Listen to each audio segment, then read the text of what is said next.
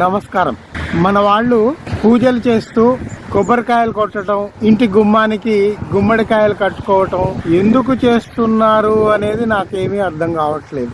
ఇది మనువాదులు, బ్రాహ్మణవాదులు కుట్రపూరితంగా ప్రచారం చేసినవి. నాకు తెలిసిన వాస్తవాలు మీ ముందు పెడుతున్నాను. కొబ్బరికాయలు కొట్టడం ఎలా వచ్చింది అంటే, మౌర్య డైనాసిటీ, మౌర్య సామ్రాజ్యాన్ని చివరి రాజును హతమార్చి రాజ్యాధికారం స్వంతం చేసుకున్నది పుష్యమిత్ర శృంగుడు, ఒక బ్రాహ్మణ రాజు. ఇది అందరికీ తెలిసిన విషయమే. అతను అనేక మార్పుల తర్వాత సాకేతును స్వాధీనం చేసుకున్నాడు. సాకేత్ అంటే ఇప్పటి అయోధ్య. సాకేతును స్వాధీనం చేసుకున్నాక దాని పేరు అయుద్ధ అని పెట్టుకున్నాడు. అయుద్ధ అంటే యుద్ధం చేయకుండానే నేను ఈ నగరాన్ని స్వాధీనం చేసుకుని నా రాజధానిగా చేసుకున్నాను అని ప్రకటించుకున్నాడు.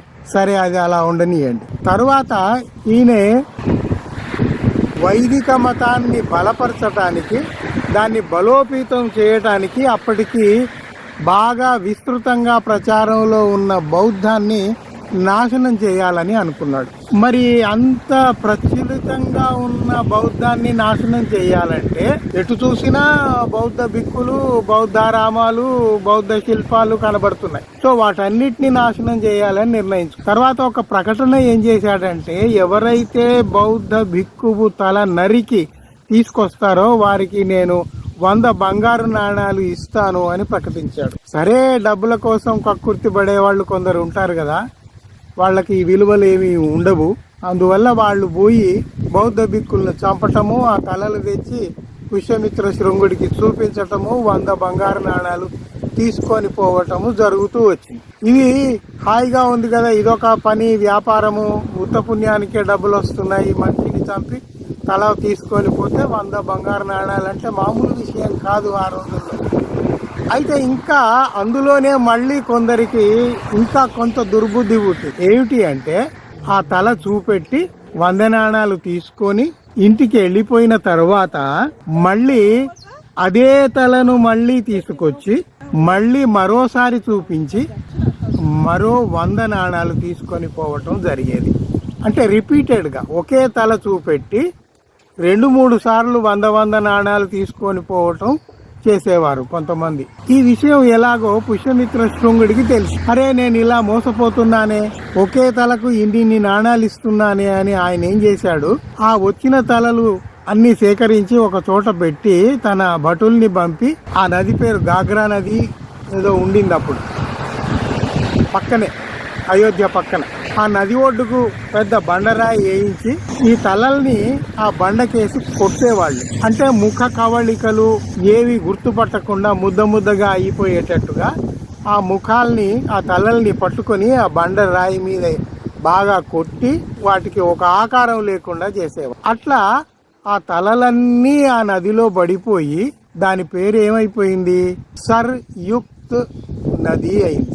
ఆ సరయుక్త్ నది వాడుకలో, వ్యవహారంలో, కాలక్రమంలో సరయూ నది అయ్యింది. ఆ సరయూ నదిని గొప్పగా కీర్తిస్తూ, అయోధ్యను గొప్పగా కీర్తిస్తూ మన వాళ్ళు భజనలు చేస్తున్నారు. అది వేరే విషయం. హిస్టారికల్ ఫ్యాక్ట్స్ ఇవి. మైథలాజికల్ బిలీఫ్స్ వేరే ఉంటాయి, అవి నేను వాటిని ఏమనట్లేదు. Mythological belief is totally different from historical fact.